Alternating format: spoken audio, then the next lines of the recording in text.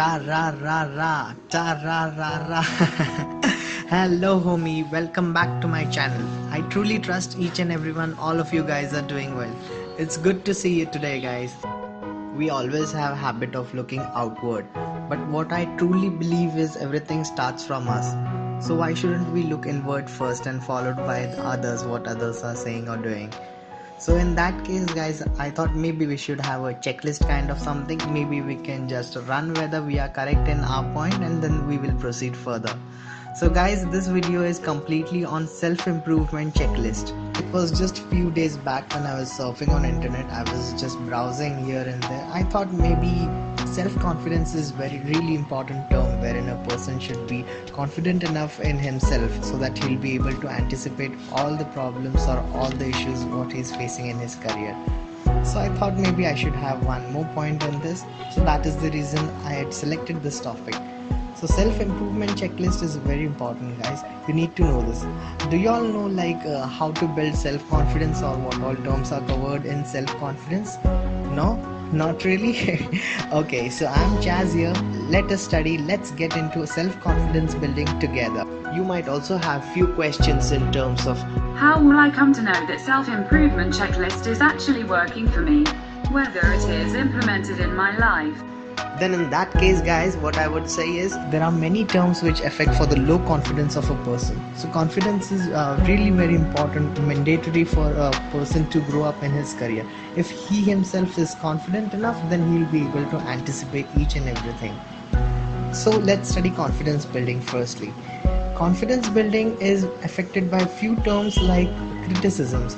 Guys, there are many people around you, or maybe there are many things, maybe your colleagues, your co-workers who criticize you. For example, like maybe your colleagues talk about you behind you that you have a bad public speaking skill.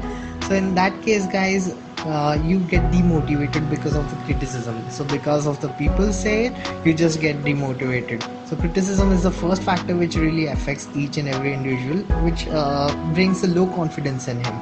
And it also happens like sometimes we have very less knowledge about a particular industry. Say you're new to a company, you're new to a industry, then in that case anyone asks you to give could be presentation publicly, or else if you've opened a restaurant or a hotel in a place wherein there are most of them are Jain, or most of them are pure vegetarian people, then in that case if you open a non-veg restaurant, then obviously, guys, your restaurant is not going to work as you have expected. So in that case research is really very important term. So in that case, if you have lack of knowledge, then the confidence level also becomes less, because you get less revenue in that particular hotel which has been opened by you, as your research is a little bit incomplete. Let's proceed further. So it happens sometimes that your past failure also affects your current confidence, as in so say if you failed in your exam for the very first time, you don't have that much strength or confidence to reapply it, or else rework for that exam as you failed for the first time. So it becomes very less confident working on for the same subject for the second time. I would also like to set in one more example. Say you're selling a product in one market and that product didn't work for that particular market, so you plan to switch that product in a new market. Say you want to sell the same product in new market, then you don't have that much confidence to that the product is going to work in the second market too. So here what I mean to say is your past failure is going to affect your current confidence, and here your confidence is less because you failed for the first time. Let me proceed further. It happens sometimes that guys, everywhere, like every time you see, if you see within you, it is like we live in an imprisonment wherein what other people will say me if I do this, or else what if I do that. So we live in this kind of imprisonment all the time. You guys see, what others think about you is their problem, it's not your problem. So it's really important for you to know that what should you do, or else what are your career goals, and just forget about what people are saying. So just follow your own way, and Second thing, you just be creative and just go show your strength, show your creativity, work in a different way, execute your own ideas, your own plans, and just go out of the way. Just don't worry about your bosses, just be carefree and try to be more and more creative. So guys, now I'm proceeding further on the same topic, that is confidence, but in a different perspective and in a different way. Guys, do y'all know overconfidence may also lead to failure? No? Y'all don't? It's a fact, guys. It happens with all of us. It might happen with us on regular basis. Yes, we are all overconfident regularly, maybe in our regular lifestyle too. It happens most of the times that people around us like to make fun of us, like they motivate us in an incorrect way and inappropriate way. We get motivated, we get overconfident in us, and then when we perform, people like to take fun, or else they like to take pleasure of your failure. So in that case, we have to be careful, and we should know whether what we are actually doing and whether how it is going to get executed further. So it is really important for you to understand that wrong judgments lead to failure. Sometimes it happens that we judge, or else we take any kind of rough judgment that yes, I'm sure that my team is going to cross this threshold, or else my team is going to cross this benchmark, and we take just immediate judgment on the basis of that. But sometimes this kind of judgments leads to failure. So guys, research is also very important. Perhaps in this case, you can consider your previous pipeline data, or else the data which is there with you. You should just study it and then implement and execute it. So guys, if you go for a trip, maybe for a long trip without a map, then surely your trip is going to get unsuccessful. So it's better you research, carry a map, your trip will surely going to be successful.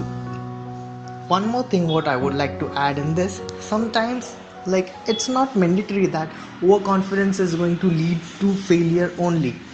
It is going to get you success sometimes, like if you use it in an appropriate way. Say you are a stage frightened person and it's the first time you're singing on the stage. So guys, in that case, you need to build a fake overconfidence kind of something, or else artificial overconfidence in you. Think that you are a regular person, you're not frightened of stage, you're not a stage fright kind of a person, and later on, when that confidence is built within you, you can just go on and you can perform appropriately and you'll be successful in that case. So likewise, it's really important to maintain the balance of less confidence and overconfidence and stay in a neutral level. So guys, you should understand when you are overconfident and when you are less confident, and take appropriate decision considering the above checklist which all I mentioned in this presentation. And this will help you to assist that in terms of what equation should I take my next decision, and it will be helpful for you. Start accepting your weaknesses. Guys, this is the point which I think should be covered very first. What I would like to say over here is, if you say that if you start accepting your mistakes, then you will be more confident. Say like if you're not accepting your mistakes, no, I'm not like that, no, I'm not in so way, so it will be very less confident for you. Start accepting your mistakes and start working on it. Say, I would also like to set an example for this. So you're working for a project, and in that case, while working for the project, it happens that we try to make it more and more and more and more perfect. So at the same time, while we are making the project perfect and more perfect, we work and rework on that project. So in that case, you also observe that the time required for completing that project is getting crossed, and you're taking more time than what the project should actually take. So in that case, like, you should know to accept your mistakes, that you take more time in order to make things done completely and perfectly. So start working on it, accept your mistake, start working, get it done, and maybe you will improve in so way.